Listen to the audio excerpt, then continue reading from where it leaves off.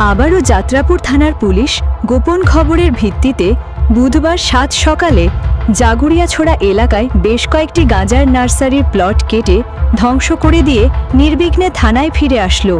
এই নিয়ে চলতি মৌসুমের তৃতীয় দফায় গাঁজার নার্সারি ধ্বংস প্রক্রিয়া চলে। যাত্রাপুর থানার ওসি স্মৃতিকণ্ঠ বর্ধন একান্ত সাক্ষাতে জানান, গোপন খবরের ভিত্তিতে নাকি এই অভিযান চালানো হয়।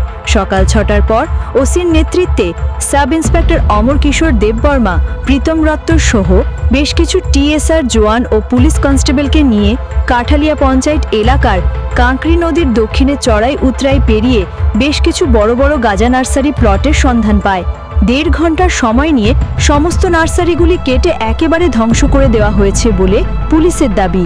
ওসির দাবি, আনুমানিক ২ লক্ষাধিক গাঁজার চারা হবে নার্সারিগুলিকে। তিনি আরও জানান, এমন খবর পেলে অভিযান আরও চলবে। তার কারণ সম্পর্কে তিনি জানান, আরক্ষা দপ্তরের ঊর্ধ্বতন কর্তৃপক্ষের নির্দেশকে মান্যতা দিয়েই এই জাতীয় অভিযান অব্যাহত থাকবে। ডিডি রিপোর্ট, প্রতিবাদ নিউজ।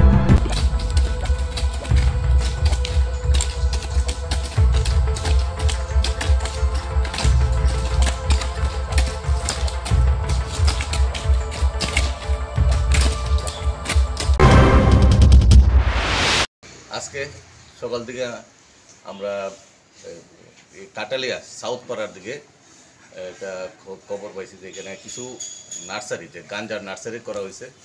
অ্যাকর্ডিংলি আমরা আমাদের থানার অফিসার্স এবং স্টাফ এবং টিএসআর পার্সোনালস যারা আছে সবাইকে নিয়ে আমরা সাউথ দক্ষিণ পাড়া এখানে ফরেস্ট ল্যান্ড আছে, এখানে একটা খালি জায়গাতে, একটা লুঙ্গা জায়গাতে প্রায় ২ লক্ষর উপরে এখানে গাঁজার চারা করা হয়েছে এখানে, এবং এগুলো অনেক বড় হয়ে গেছিলো।